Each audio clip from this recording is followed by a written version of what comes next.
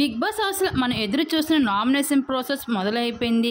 ఇంకా ఈ వారం 12th వీక్ నామినేషన్ ప్రాసెస్ అయితే కంటెస్టెంట్స్ మధ్యన చాలా హోరాహోరగా అయితే చెలరేగిపోతుంది.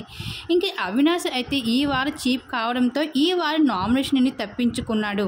ఇంకా మిగతా హౌస్మేట్స్ కూడా ఒక్కొక్కరు అయితే డస్ట్బిన్స్ వేసి నామినేట్ చేయాలి అంటూ బిగ్ బాస్ తెలియజేశారు. అయితే స్టార్ మాల ప్రోమో చూసుకున్నట్లయితే అయితే ఇక్కడ బిగ్ బాస్ మరో బిగ్ ట్విస్ట్ అయితే పెట్టేశారు. హౌస్ లోపల ఉన్న కంటెస్టెంట్స్ మాత్రమే కాదు, హౌస్ నుండి ఎలిమినేట్ అయిన కంటెస్టెంట్స్ కూడా హౌస్ లోపలికి వచ్చి రీఎంట్రీ ఇస్తున్నారు.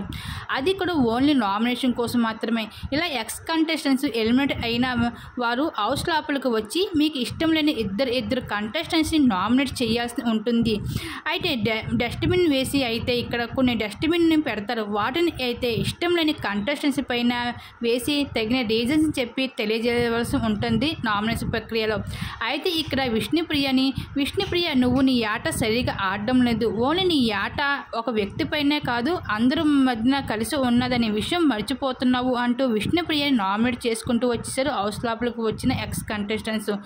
అలాగే ఇంకా ఇక్కడ నిఖిల్ని కూడా నామినేట్ చేసుకుంటూ వచ్చారు. గౌతమ్ని, అలాగే నాబిల్ని, ఇంకా పేర్నాని, అలాగే టేస్టీ తేజర్, ఈ విధంగా అయితే ఎక్స్ కంటెస్టెంట్స్ అందరూ ఈ వారం అయితే ఇలా నామినేట్ చేసుకుంటూ వచ్చేసారు అవినాష్ని తప్ప. ఇంకా అవినాష్ చీఫ్ కావడంతో అవినాష్ అయితే ఇంకా నామినేషన్లోకి లేడు.